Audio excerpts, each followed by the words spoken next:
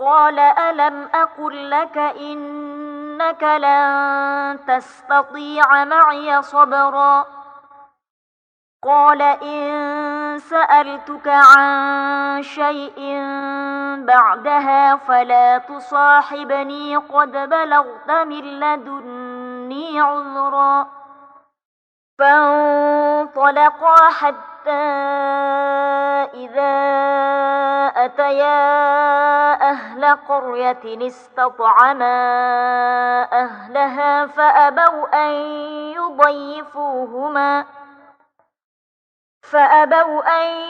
يضيفوهما فوجدا فيها جدارا يريد أن ينقض فأقامه قال لو شئت لاتخذت عليه أجرا قال هذا فراق بيني وبينك سأنبئك بتأويل ما لم تستطع عليه صبرا أما السفينة فكانت لمساكين يعملون في البحر فأردت أن أعيبها وكان وراءهم ملك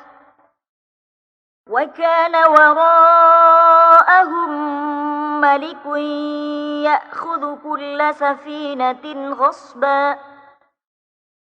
وأما الغلام فكان أبواه مؤمنين فخشينا أن يرهقهما طغيانا وكفرا فأردنا أن يبدلهما ربهما خيرا منه زكاة وأقرب رحما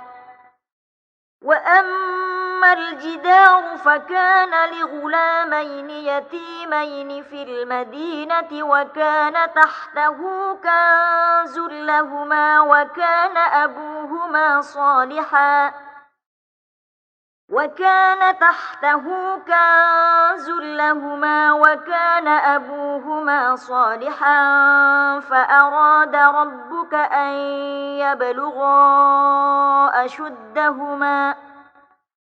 فأراد ربك أن يبلغا أشدهما ويستخرجا كنزهما رحمة من ربك وما فعلته عن أمري ذلك تأويل ما لم تسطع عليه صبرا ويسألونك عن ذي القرنين قل سأتلو عليكم منه ذكرا إنا مكنا له في الأرض وآتيناه من كل شيء سببا فأتبع سببا حتى إذا بلغ مغرب الشمس وجدها تغرب في عين حمئة ووجد عندها قوما قلنا يا ذا القرنين إما أن تعذب وإما أن تتخذ فيهم حسنا قال أما من ظلم فسوف نعذبه ثم يرد إلى ربه فيعذبه عذابا نكرا وأما من آمن وعمل صالحا فله جزاء الحسنى وسنقول له من أمرنا يسرا ثم أتبع سببا حتى إذا بلغ مطلع الشمس وجدها تطلع على قوم لم نجعل لهم من دونها سترا كذلك وقد أحطنا بما لديه خبرا ثم أتبع سببا حتى إذا بلغ بين السدين وجد من دونهما قوما لا يكادون يفقهون قولا قالوا يا ذا القرنين إن يأجوج ومأجوج مفسدون في الأرض فهل نجعل لك خرجا على أن تجعل بيننا وبينهم سدا قال ما مكني فيه ربي خير فأعينوني بقوة أجعل بينكم وبينهم ردما آتوني زبر الحديد حتى إذا ساوى بين الصدفين قال انفخوا حتى إذا جعله نارا قال آتوني أفرغ عليه قطرا فما استطاعوا أن يظهروه وما استطاعوا له نقبا قال هذا رحمة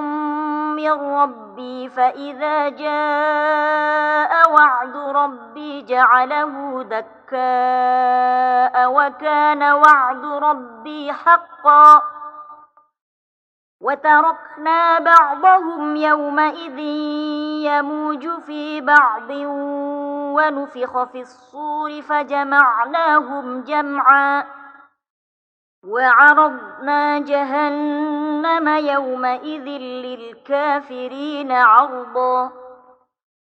الذين كانت أعينهم في غطاء عن ذكري وكانوا لا يستطيعون سمعا أفحسب الذين كفروا أن يتخذوا عبادي من دوني أولياء إنا أعتدنا جهنم للكافرين نزلا قل هل ننبئكم بالأخسرين أعمالا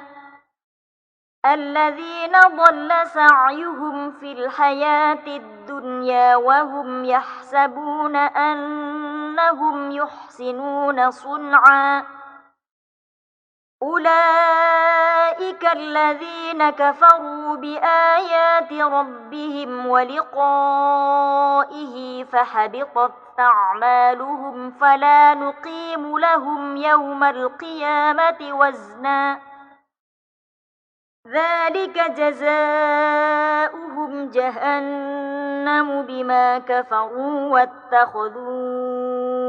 آياتي ورسلي هزوا إن الذين آمنوا وعملوا الصالحات كانت لهم جنات الفردوس نزلا خالدين فيها لا يبغون عنها حولا قل لو كان البحر مدادا لكلمات ربي لنفد البحر قبل أن تنفد كلمات ربي ولو جئنا بمثله مددا قل إنما أنا بشر مثلكم يوحى إلي أنما إلهكم إله واحد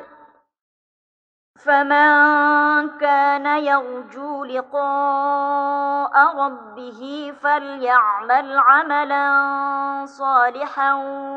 ولا يشرك بعبادة ربه أحدا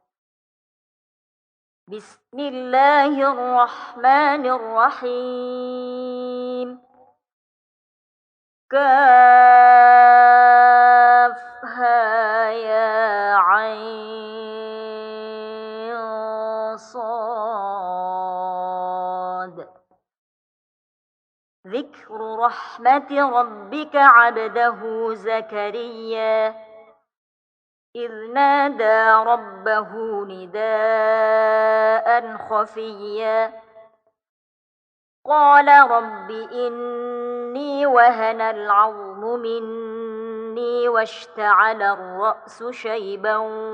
ولم أكن بدعائك رب شقيا وإني خفت الموالي من ورائي وكانت امرأتي عاقرا فهب لي من لدنك وليا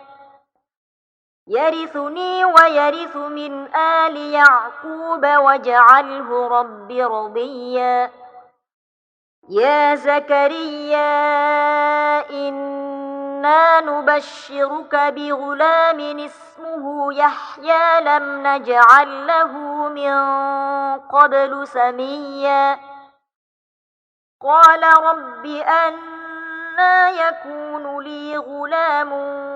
وكانت امرأتي عاقرا وقد بلغت من الكبر عتيا قال كذلك قال ربك هو علي هين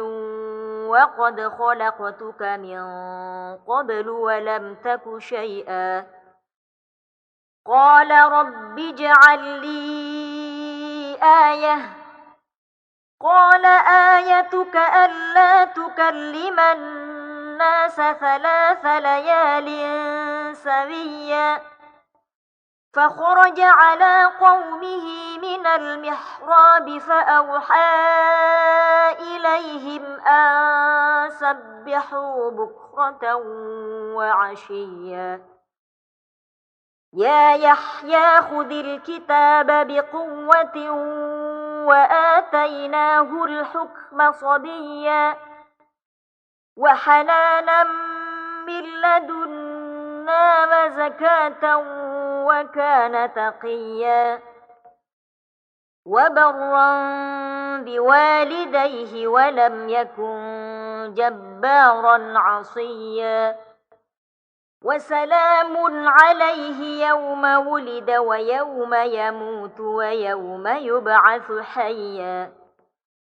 واذكر في الكتاب مريم إذ انتبذت من أهلها مكانا شرقيا فاتخذت من دونهم حجابا فأرسلنا إليها روحنا فتمثل لها بشرا سويا قالت إني أعوذ بالرحمن منك إن كنت تقيا قال إنما أنا رسول ربك لأهب لك غلاما زكيا قالت أنى يكون لي غلام ولم يمسسني بشر ولم أك بغيا قال كذلك قال ربك هو علي هين ولنجعله آية للناس ورحمة منا وكان أمرا مقضيا فحملته فانتبذت به مكانا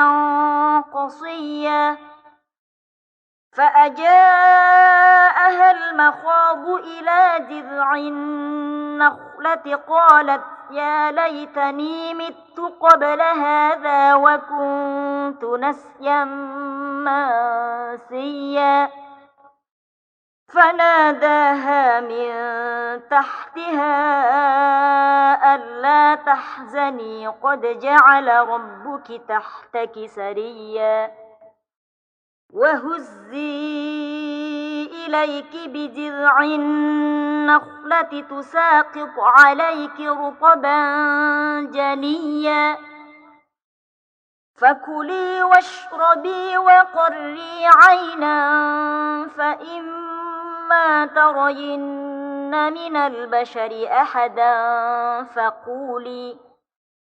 فقولي إني نذرت للرحمن صوما فلن أكلم اليوم إنسيا فأتت به قومها تحمله قالوا يا مريم لقد جئت شيئا فريا يا أخت هارون ما كان أبوك امرأ سوء وما كانت أمك بغيا فأشارت إليه قالوا كيف نكلم من كان في المهد صبيا قال إني عبد الله آتاني الكتاب وجعلني نبيا وجعلني مباركا أينما كنت وأوصاني بالصلاة والزكاة ما دمت حيا وبرا بوالدتي ولم يجعلني جبارا شقيا والسلام علي يوم ولدت ويوم أموت ويوم أبعث حيا ذلك عيسى بن مريم قول الحق الذي فيه يمترون ما كان لله أن يتخذ من ولد سبحانه إذا قضى أمرا فإنما يقول له كن فيكون وإن الله ربي وربكم فاعبدوه هذا صراط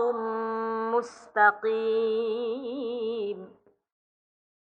فاختلف الأحزاب من بينهم فويل للذين كفروا من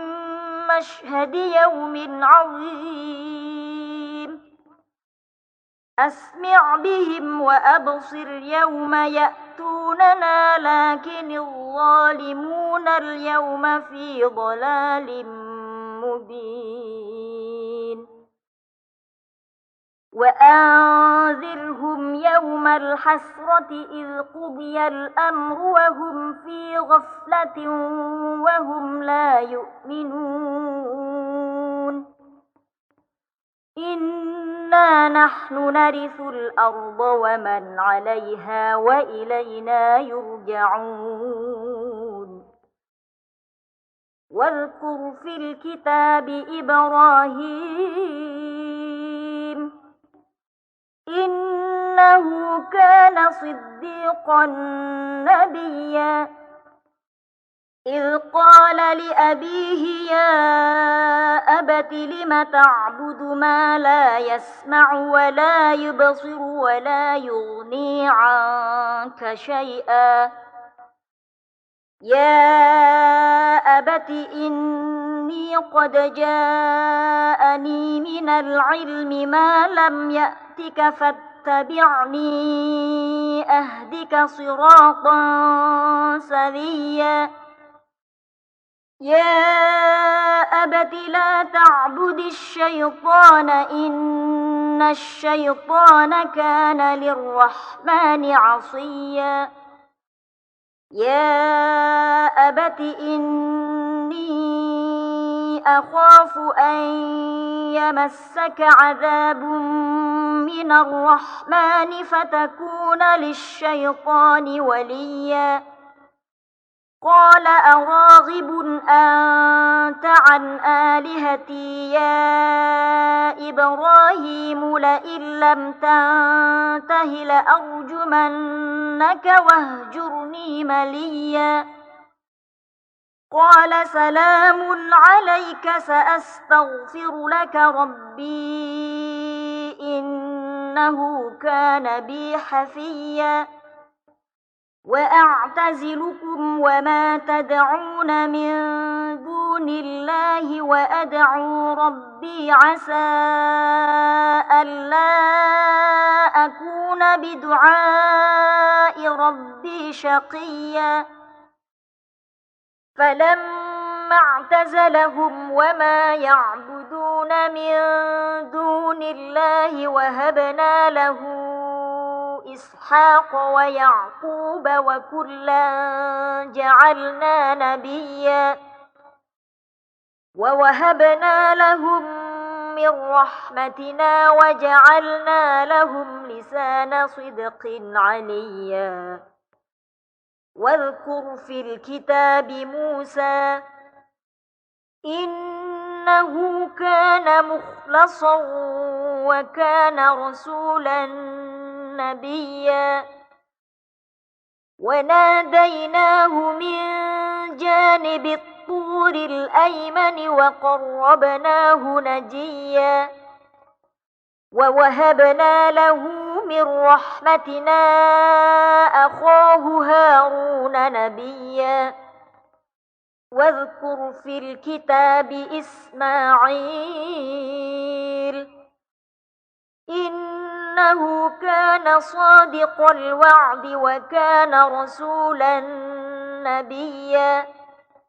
وكان يأمر أهله بالصلاة والزكاة وكان عند ربه مرضيا واذكر في الكتاب إدريس إنه كان صديقا نبيا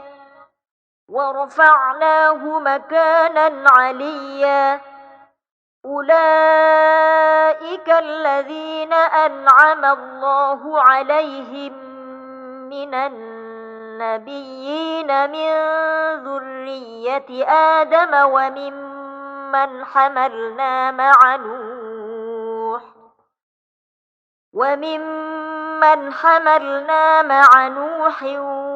ومن ذرية إبراهيم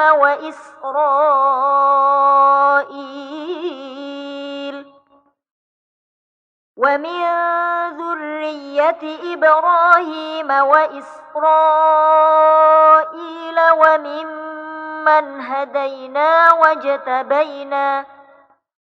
إذا تتلى عليهم آيات الرحمن خروا سجدا وبكيا فخلف من بعدهم خلف أضاعوا الصلاة واتبعوا الشهوات فسوف يلقون غيا إلا من تاب وآمن وعمل صالحا فأولئك يدخلون الجنة ولا يظلمون شيئا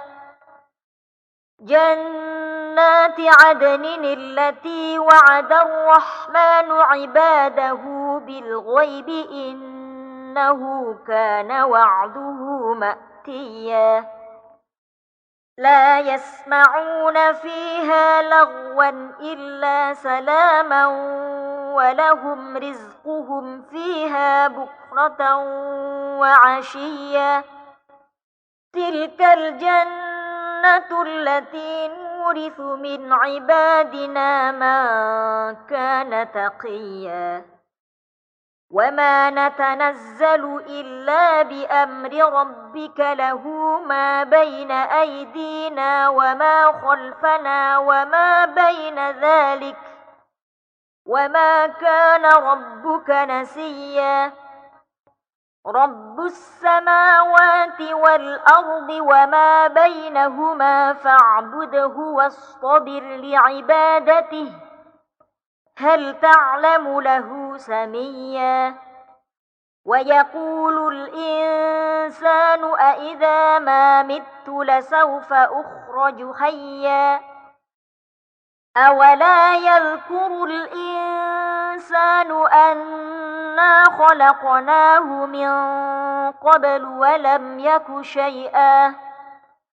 فوربك لنحشرنهم والشياطين ثم لنحضرنهم حول جهنم جثيا ثم لننزعن من كل شيعة أيهم أشد على الرحمن عتيا ثم لنحن أعلم بالذين هم أولى بها صليا وإن منكم إلا واردها كان على ربك حتما مقضيا ثم ننجي الذين اتقوا ونذر الظالمين فيها جثيا وإذا تتلى عليهم آياتنا بينات قال الذين كفروا للذين آمنوا أي الفريقين خير مقاما وأحسن نديا وكم أهلكنا قبلهم من قرن هم أحسن أثاثا ورئيا قل من كان في الضلالة فليمدد له الرحمن مدا حتى إذا رأوا ما يوعدون إما العذاب وإما الساعة فسيعلمون من هو شر مكانا وأضعف جندا ويزيد الله الذين اهتدوا هدى والباقيات الصالحات خير عند ربك ثوابا وخير مردا أفرأيت الذي كفر بآياتنا وقال لأوتين مالا وولدا أطلع الغيب أم اتخذ عند الرحمن عهدا كلا سنكتب ما يقول ونمد له من العذاب مدا ونرثه ما يقول ويأتينا فردا واتخذوا من دون الله آلهة ليكونوا لهم عزا كلا سيكفرون بعبادتهم ويكونون عليهم ضدا ألم تر أنا أرسلنا الشياطين على الكافرين تؤزهم أزا فلا تعجل عليهم إنما نعد لهم عدا يوم نحشر المتقين إلى الرحمن وفدا ونسوق المجرمين إلى جهنم وردا لا يملكون الشفاعة إلا من اتخذ عند الرحمن عهدا وقالوا اتخذ الرحمن ولدا لقد جئتم شيئا إدا تكاد السماوات يتفطرن منه وتنشق الأرض وتخر الجبال هدا أن دعوا للرحمن ولدا وما ينبغي للرحمن أن يتخذ ولدا إن كل من في السماوات والأرض إلا آتي الرحمن عبدا لقد أحصاهم وعدهم عدا وكلهم آتيه يوم القيامة فردا إن الذين آمنوا وعملوا الصالحات سيجعل لهم الرحمن ودا فإنما يسرناه بلسانك لتبشر به المتقين وتنذر به قوما لدا وكم أهلكنا قبلهم من قرن هل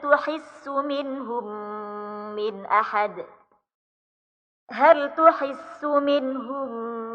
من أحد أو تسمع لهم ركزا. بسم الله الرحمن الرحيم. طه ما أنزلنا عليك القرآن لتشقى إلا تذكرة لمن يخشى تنزيلا ممن خلق الأرض والسماوات العلى الرحمن على العرش استوى له ما في السماوات وما في الأرض وما بينهما وما تحت الثرى وإن تجهر بالقول فإنه يعلم السر وأخفى الله لا إله إلا هو له الأسماء الحسنى. وهل أتاك حديث موسى إذ رأى نارا فقال لأهلهم كثوا إني آنست نارا لعلي آتيكم منها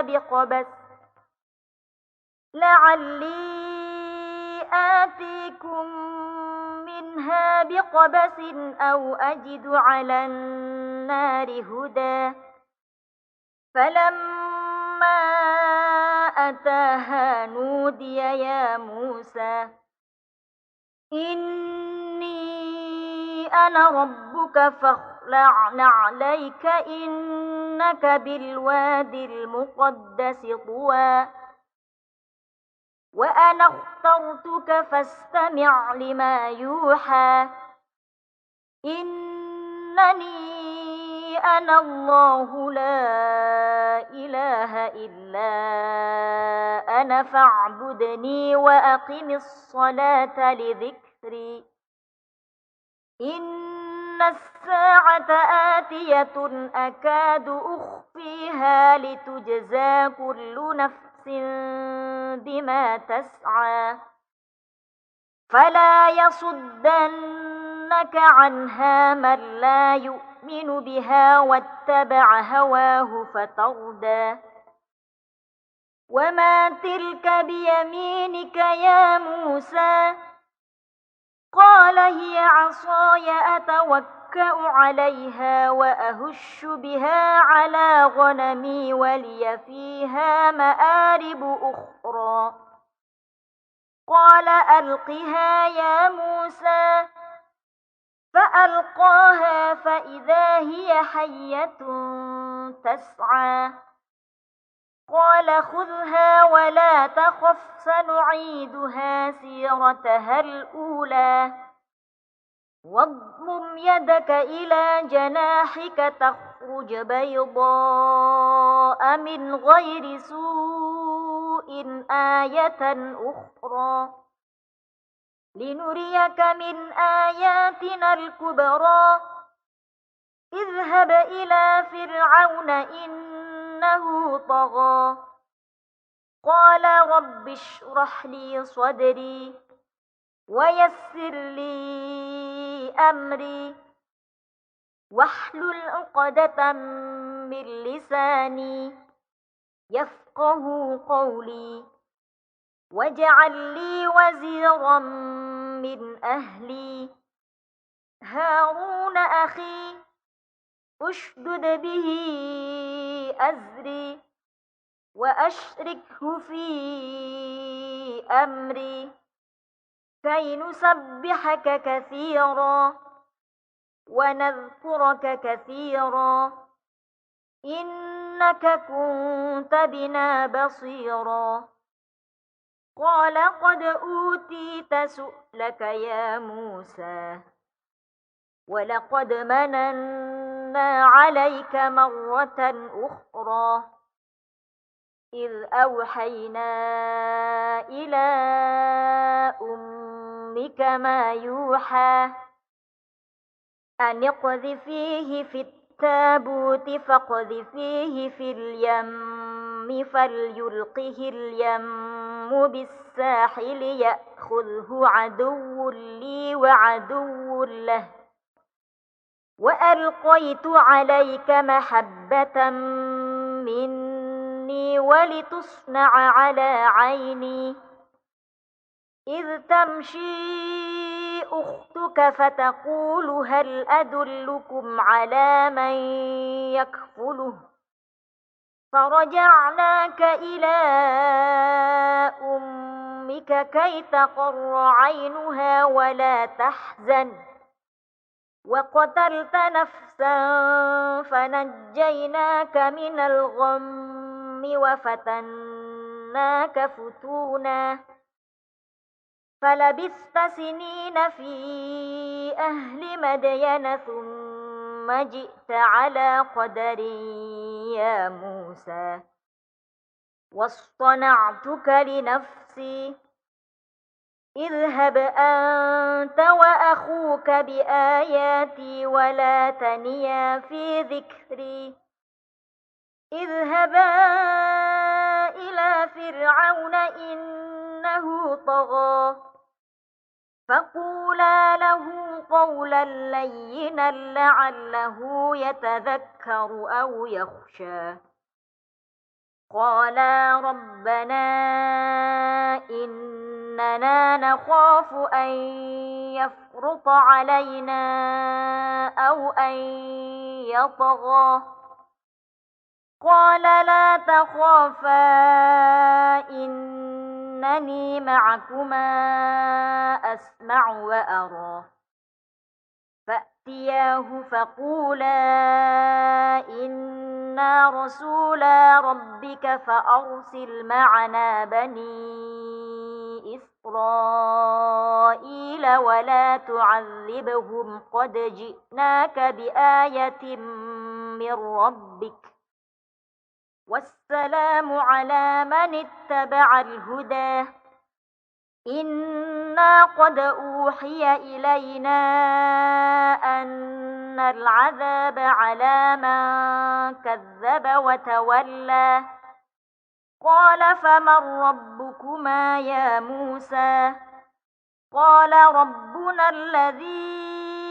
أعطى كل شيء خلقه ثم هدى قال فما بال القرون الأولى قال علمها عند ربي في كتاب لا يضل ربي ولا ينسى الذي جعل لكم الأرض مهدا وسلك لكم فيها سبلا وأنزل من السماء ماء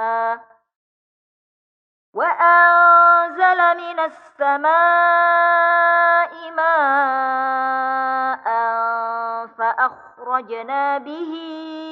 أزواجا من نبات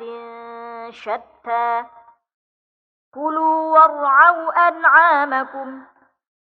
إن في ذلك لآيات لأولي النهى منها خلقناكم وفيها نعيدكم ومنها نخرجكم تارة أخرى ولقد أريناه آياتنا كلها فكذب وأبى قال أجئتنا لتخرجنا من أرضنا بسحرك يا موسى فلنأتينك بسحر مثله فاجعل بيننا وبينك موعدا لا نستخلفه نحن ولا أنت مكانا سوى قال موعدكم يوم الزينة وأن يحشر الناس ضحى فتولى فرعون فجمع كيده ثم أتى قال لهم موسى ويلكم لا تفتروا على الله كذبا فيسحتكم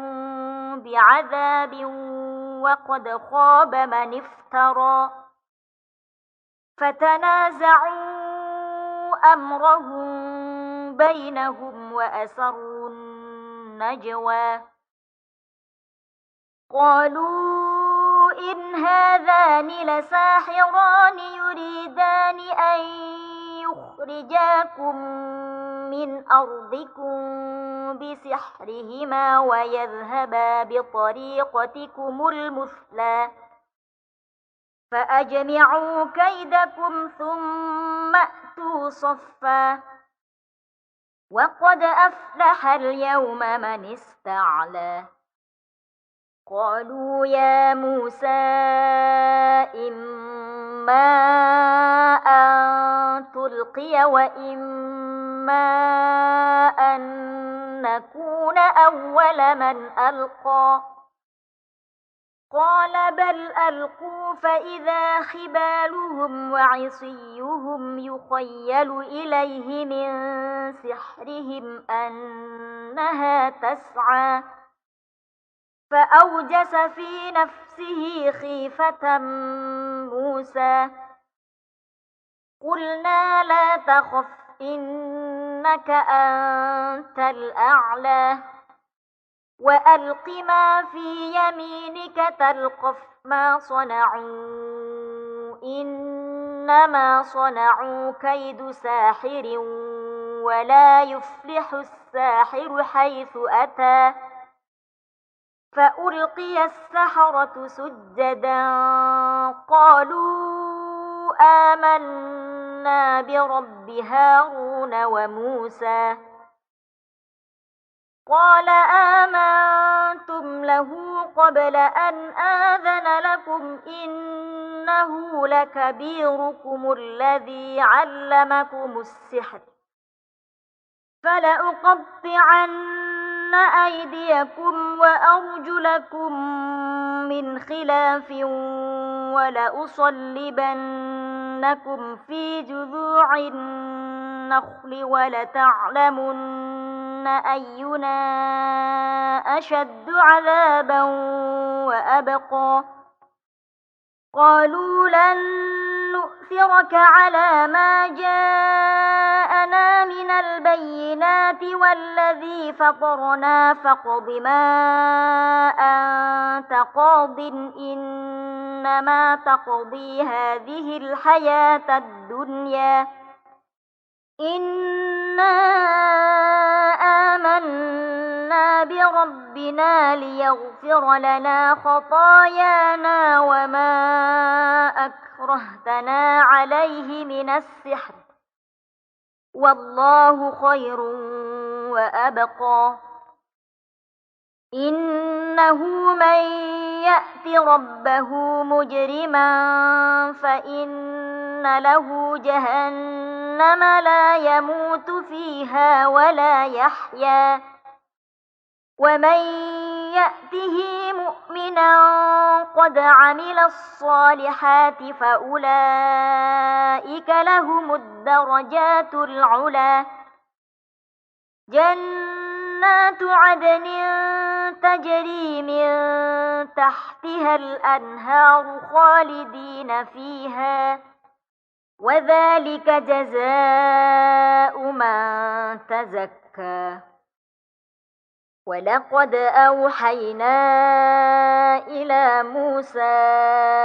أن أسر بعبادي فاضرب لهم طريقا في البحر يبسا لا تخاف دركا ولا تخشى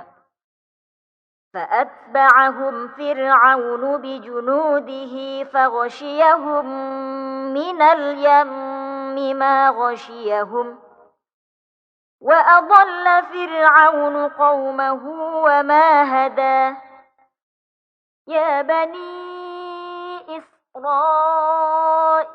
قد أنجيناكم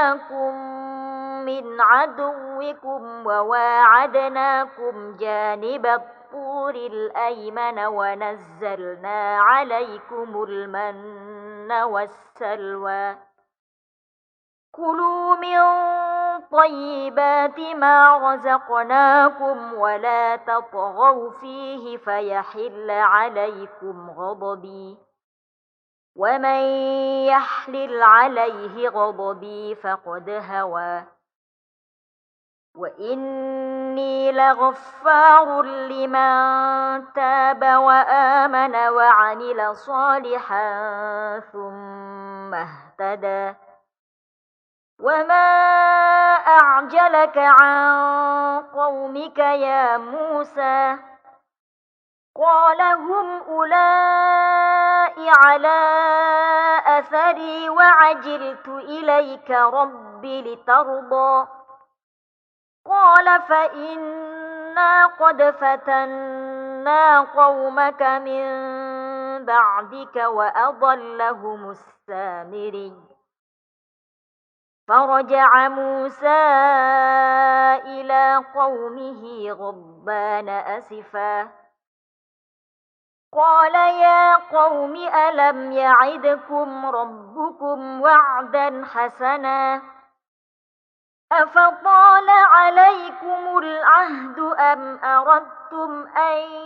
يحل عليكم غضب من ربكم فأخلفتم موعدي قالوا ما أخلفنا موعدك بملكنا ولكننا حملنا أوزارا من زينة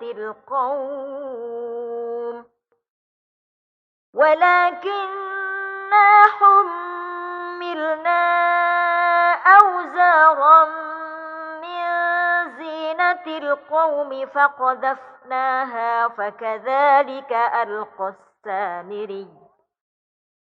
فأخرج لهم عجلا جسدا له خوار فقالوا هذا إلهكم وإله موسى فنسي أفلا يرون ألا يرجع إليهم قولا ولا يملك لهم ضرا ولا نفعا ولقد قال لهم هارون من قبل يا قوم إنما فتنتم به وإن ربكم الرحمن فاتبعوني وأطيعوا أمري قالوا لن نبرح عليه عاكفين حتى يرجع إلينا موسى قال يا هارون ما منعك إذ رأيتهم ضلوا ألا تتبعني أفعصيت أمري قال يا ابن أم لا تأخذ بلحيتي ولا برأسي إني خشيت أن تقول فرقت بين بني إسرائيل ولم ترقب قولي قال فما خطبك يا سامري قال بصرت بما لم يبصروا به فقبضت قبضة من أثر الرسول فنبذتها وكذلك سولت لي نفسي قال فاذهب فإن لك في الحياة أن تقول لا مساس وإن لك موعدا لن تخلفه وانظر إلى إلهك الذي ظلت كنت عليه عاكفا لنحرقنه ثم لننسفنه في اليم نسفا إنما إلهكم الله الذي لا إله إلا هو وسع كل شيء علما كذلك نقص عليك من أنباء ما قد سبق وقد آتيناك من لدنا ذكرا من أعرض عنه فإنه يحمل يوم القيامة وزرا خالدين فيه وساء لهم يوم القيامة حملا يوم ينفخ في الصور ونحشر المجرمين يومئذ زرقا يتخافتون بينهم إن لبثتم إلا عشرا نحن أعلم بما يقولون إذ يقول أمثلهم طريقة إن لبثتم إلا يوما ويسألونك عن الجبال فقل ينسفها ربي نسفا فيذرها قاعا صفصفا لا ترى فيها عوجا ولا أمتا يومئذ يتبعون الداعي لا عوج له وخشعت الأصوات للرحمن فلا تسمع إلا همسا يومئذ لا تنفع الشفاعة إلا من أذن له الرحمن ورضي له قولا يعلم ما بين أيديهم وما خلفهم ولا يحيطون به علما وعنت الوجوه للحي القيوم وقد خاب من حمل ظلما ومن يعمل من الصالحات وهو مؤمن فلا يخاف ظلما ولا هضما وكذلك أنزلناه قرآنا عربيا وصرفنا فيه من الوعيد لعلهم يتقون أو يحدث لهم ذكرا فتعالى الله الملك الحق ولا تعجل بالقرآن من قبل أن يقضى إليك وحيه وقل رب زدني علما ولقد عهدنا إلى آدم من قبل فنسي ولم نجد له عزما وإذ قلنا للملائكة اسجدوا لآدم فسجدوا إلا إبليس أبى فقلنا يا آدم إن هذا عدو لك ولزوجك فلا يخرجنكما من الجنة فتشقى إن لك ألا تجوع فيها ولا تعرى وأنك لا تظمأ فيها ولا تضحى فوسوس إليه الشيطان قال يا آدم هل أدلك على شجرة الخلد وملك لا يبلى فأكلا منها فبدت لهما سوآتهما وطفقا يخصفان عليهما من ورق الجنة وعصى آدم ربه فغوى ثم اجتباه ربه فتاب عليه وهدى قال اهبطا منها جميعا بعضكم لبعض عدو فإما يأتينكم مني هدى فمن اتبع هداي فلا يضل ولا يشقى ومن أعرض عن ذكري فإن له معيشة ضنكا ونحشره يوم القيامة أعمى قال رب لم حشرتني أعمى وقد كنت بصيرا قال كذلك أتتك آياتنا فنسيتها وكذلك اليوم تنسى وكذلك نجزي من أسرف ولم يؤمن بآيات ربه ولعذاب الآخرة أشد وأبقى أفلم يهد لهم كم أهلكنا قبلهم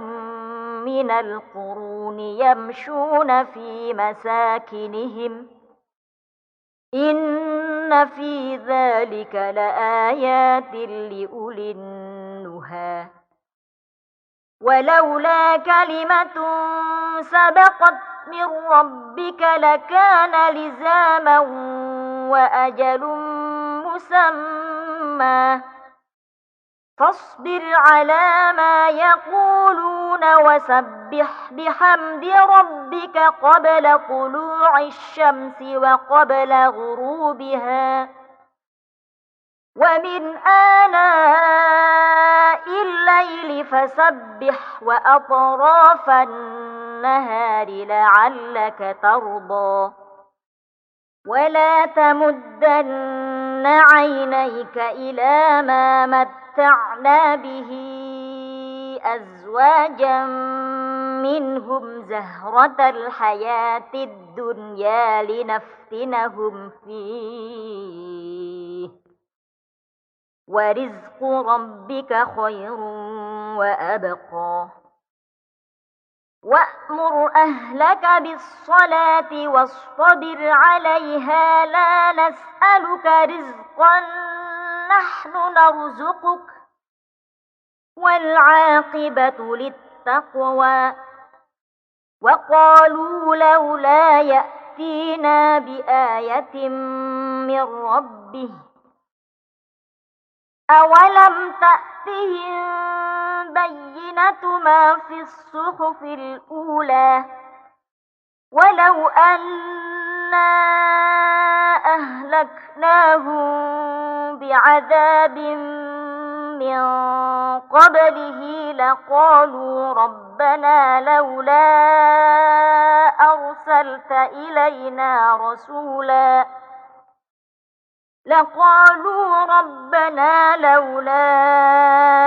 أرسلت إلينا رسولا فنتبع آياتك من قبل أن نذل ونخزى قل كل متربص فتربصوا فستعلمون من أصحاب الصراط السوي ومن اهتدى